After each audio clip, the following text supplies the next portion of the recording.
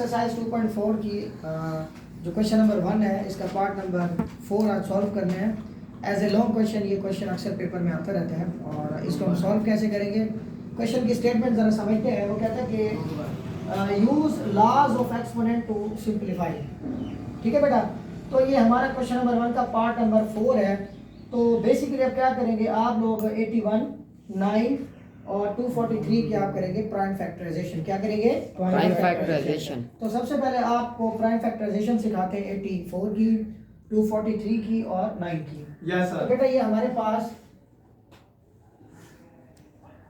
पास number है 243। देखिए भाई आप इसका डिविजिबल देखें तो 243 का जो फैक्टर है, प्राइम फैक्टर है वो 3 है। ठीक है, 2 पे डिवाइड नहीं होता तो इसका जो डिविजिबल है वो 3 है। हाँ जी, 3 8 द 24, 3 1 द 3, 3 2 द 6 और 3 7 द 21, 3 9 द 27 और 3 3 द 9, 3 1 द 3। देखिए जो नंबर जितनी टाइम मल्टीप्लाई आता है उतनी हम उसकी पावर रेज करते हैं। यानी कि अब हम यूँ कह सकते हैं कि 243 is equal to 3 multiply by 3 multiply by 3 multiply 1 2 3 4 5। तो ये आपके पास बनेगा 3 raised to power 5। अगर आप 81 के फैक्टर को काउंट करना चाहते हैं तो देखिए अगर सपोज हमारे पास नंबर 81 है और अगर हमने 81 की फैक्टराइजेशन करनी हो तो हमारे पास फिर 81 क्या होगा, तो हमारे पास 1 2 3 4। तो 81 की जो फैक्टर्स हैं वो हमारे पास 4 फैक्टर्स होंगे।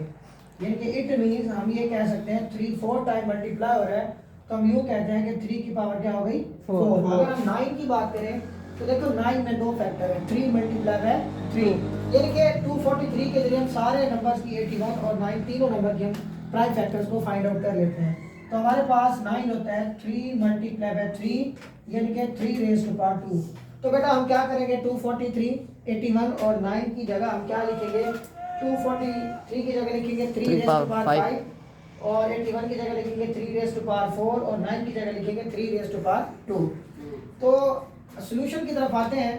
आप पहला स्टेप क्वेश्चन को सेम एज इट इज लिखेंगे। मैं यहाँ पर फैक्टर्स यूज कर रहा हूँ तो 81 की जगह आ जाएगा 3 raise to power 4 whole power n, 3 raise to power 5n।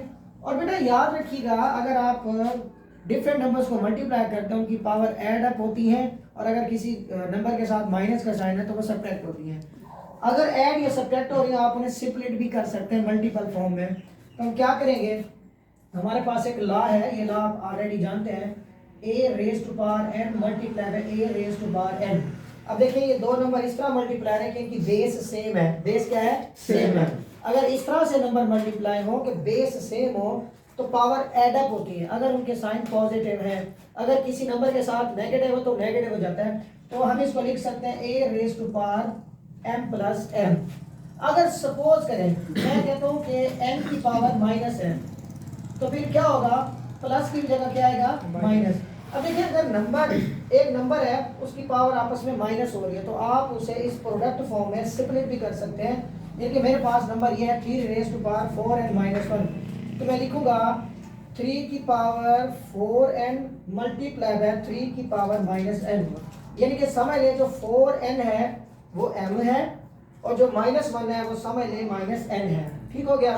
उसके बाद 243 हमारे पास क्या है, 243 के हमारे पास फैक्टर थे 3 पावर 5, 3 रेज़ टू पावर 5 और हमारे पास 9 है तो 9 को हम लिखेंगे 3 रेज़ टू पावर 2 और इसकी होल पावर क्या हो जाएगी 2n और ये 3 की पावर 3। अब आप ये बात पहले से जानते हैं कि अगर किसी नंबर की पावर है उसकी होल पावर है तो पावर से मल्टीप्लाई होती है, पावर से मल्टीप्लाई होती है। ये बनेगा 3 की पावर 4n, 3 की पावर 5 और ये 3 की पावर 4n। अब आप खुद देख रहे हैं कि ये दोनों नंबर सेम है।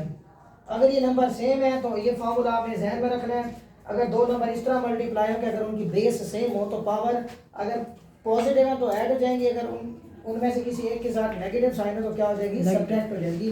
तो देखिए 3 की पावर 5, 3 की पावर माइनस 1।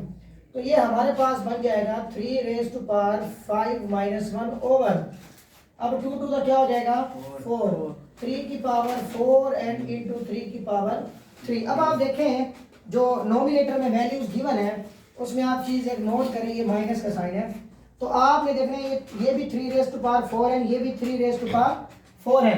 तो आपने ये फैक्टर जो है वो क्या लेना है, कॉमन लेना है। कॉमन। यहाँ पर आपने 3 रेज़ टू पावर 4n को लिया कॉमन। यहाँ पर हमारे पास क्या आया, 3 रेज़ टू पावर 5, 5 माइनस 1 क्या आ गया, 4। दरम्यान में क्या है, माइनस है।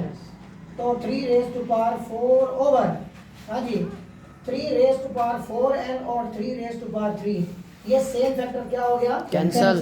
क्या हो गया, कैंसल। नेक्स्ट हम सॉल्व करते हैं।